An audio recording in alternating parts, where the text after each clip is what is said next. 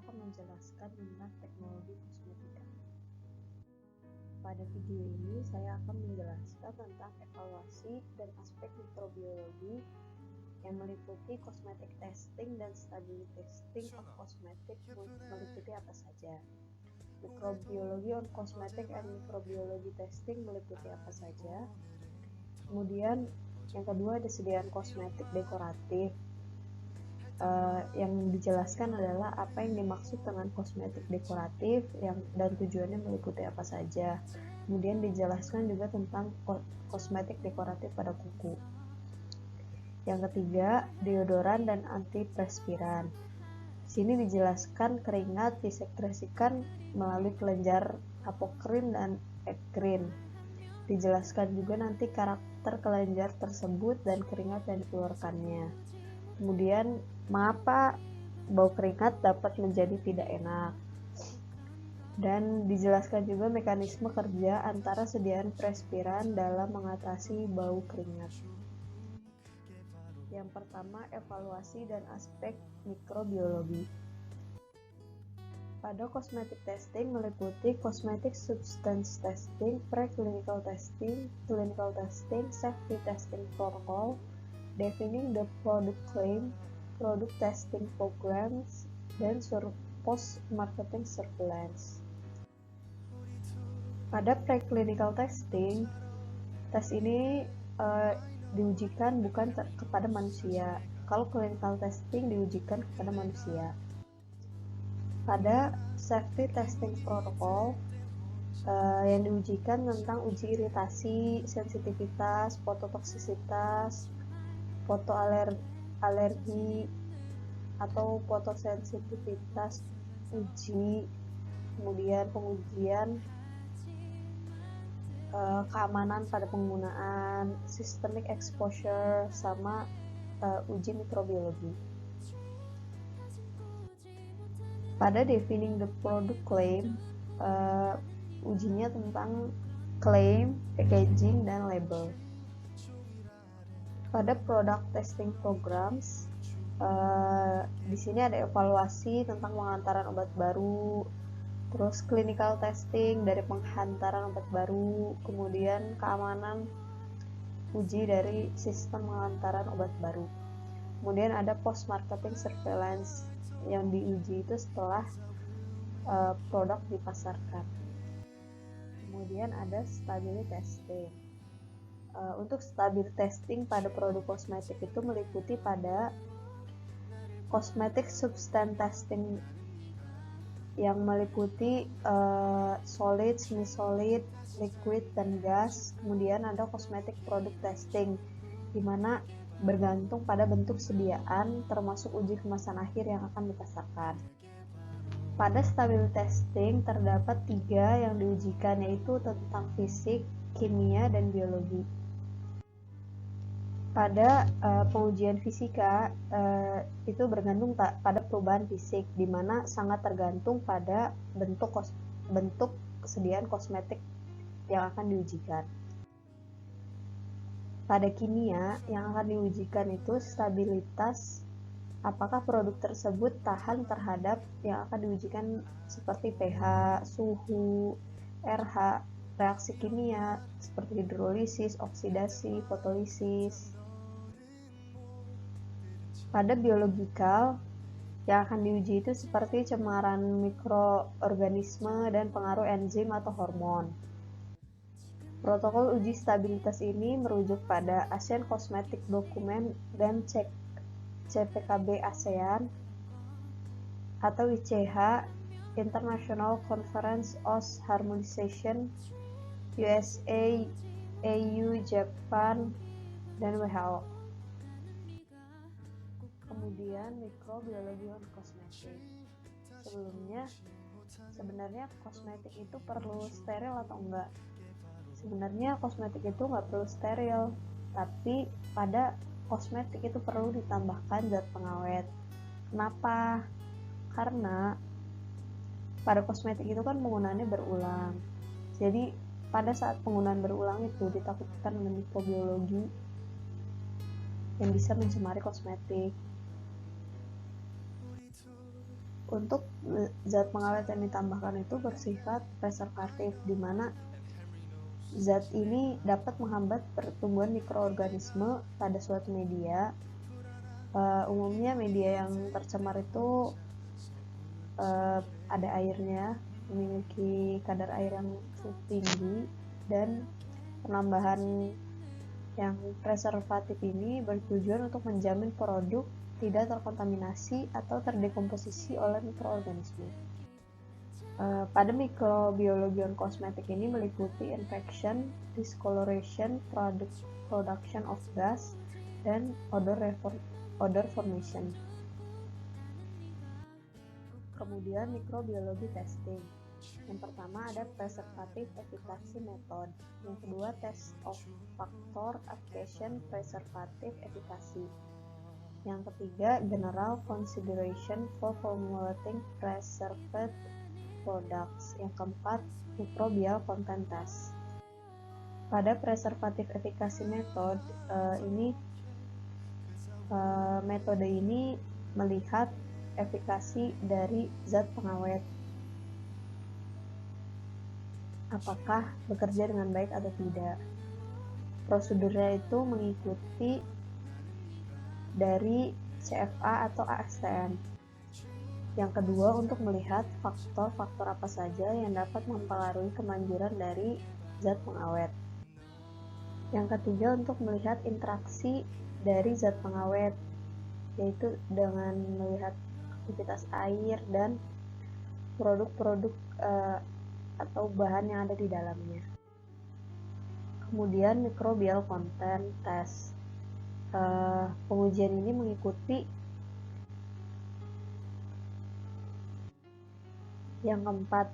Prosedur ini mengikuti USP test dan package test, environment and monitoring test, dan identifikasi mikro. Kemudian sediaan kosmetik dekoratif. Di sini saya akan menjelaskan apa itu kosmetik dekoratif, kemudian tujuan kosmetik dekoratif itu untuk apa aja sih. Yang pertama, kosmetik dekoratif. Kosmetik dekoratif ini merupakan sediaan yang hanya digunakan pada permukaan untuk merias atau menutupi kekurangan pada kulit, rambut, kuku, sehingga menampilkan penampilan yang menarik serta meningkatkan efek psikologis. Dimana pada penggunaan kosmetik dekoratif ini kenapa bisa meningkatkan efek psikologis, karena dapat meningkatkan kepercayaan diri. Kemudian tujuannya itu untuk apa aja sih? Yang pertama itu yang pasti itu memperbaiki penampilan, kemudian memberikan warna, menyeimbangkan warna kulit, menyembunyikan ketidaksempurnaan, dan untuk proteksi atau perlindungan. Nah, di sini saya akan menjelaskan tentang kosmetik dekoratif pada kuku. Dijelaskan di sini nanti akan dijelaskan tentang anatomi kuku dan kosmetik pada kuku itu meliputi apa aja sih. Nah, berikut ini adalah anatomi dari kuku. Untuk penggunaan kosmetik dekoratif pada kuku biasanya diletakkan pada bagian nail plate. Nail plate ini merupakan bagian yang keras yang nanti akan ditimpa dengan warna cat kuku atau yang lainnya. Untuk kosmetik dekoratif pada kuku juga ada artificial nail art, dimana untuk menutupi kekurangan biasanya itu pada orang yang sudah kehilangan nail plate-nya, nanti diberikan kuku palsu yang akan ditimpa di nail bed. Nah, di sini kosmetik dekoratif pada kuku meliputi apa saja? Yang pertama, kosmetik prosthesis as artificial nail enhancements dan colored enhancements. Biasanya kalau kosmetik prosthesis as artificial nail enhancement ini untuk menutupi kecacatan atau kekurangan dari karena orang kehilangan dari nail plates-nya. Kalau colored enhancement ini hanya untuk mempercantik aja, dia memberikan warna dan hiasan-hiasan lain. Kemudian deodoran dan antiperspiran. Bagaimana keringat diekskresikan? Jadi, keringat itu diekskresikan melalui kelenjar keringat. Kelenjar keringat ini tersebar hampir di seluruh tubuh, khususnya di area telapak tangan, telapak kaki, dan juga dahi. Fungsi utama dari kelenjar keringat adalah untuk mengatur suhu tubuh, agar dapat mengeluarkan keringat dalam batas normal. Nah, kelenjar yang mengeluarkan keringat itu ada dua, yaitu kelenjar apokrin dan kelenjar ekrin. Kelenjar ekrin ini terdapat biasanya hampir di seluruh bagian tubuh. Keringat dari kelenjar ini biasanya lebih ringan dan tidak berbau, sementara kelenjar keringat yang apokrin ini terdapat pada bagian tubuh yang memiliki banyak folikel rambut, seperti kulit kepala, pangkal paha, dan ketiak. Cairan keringat yang dikeluarkan dari kelenjar apokrin ini biasanya lebih berat dan padat, serta memiliki aroma yang lebih menyengat daripada yang dikeluarkan dari cairan dari kelenjar ekrin. Biasanya menyebabkan bau badan itu kelenjar apokrin. Selanjutnya, mengapa bau keringat dapat menjadi tidak enak? Sebenarnya kenapa sih keringat itu dapat berbau? Sebenarnya bau badan dari keringat ini disebabkan oleh bakteri. Bau ini muncul ketika bakteri mengubah keringat menjadi asam. Tetapi tidak semua keringat itu menyebabkan bau. Yang menyebabkan bau itu terutama pada keringat yang dikeluarkan oleh kelenjar apokrin. Ketika kelenjar apokrin ini keluar, bercampur dengan bakteri, bau badan akan muncul. Bagaimana mekanisme kerja antiperspiran dalam mengatasi bau? Untuk mengatasi bau badan sebenarnya ada dua cara, yaitu menggunakan deodoran atau menggunakan antiperspiran. Penggunaan deodoran memang tidak mencegah keringat keluar, tapi wanginya itu akan menghalangi bau badan yang muncul. Tetapi kalau antiperspiran bisa mengurangi keringat yang keluar dari tubuh.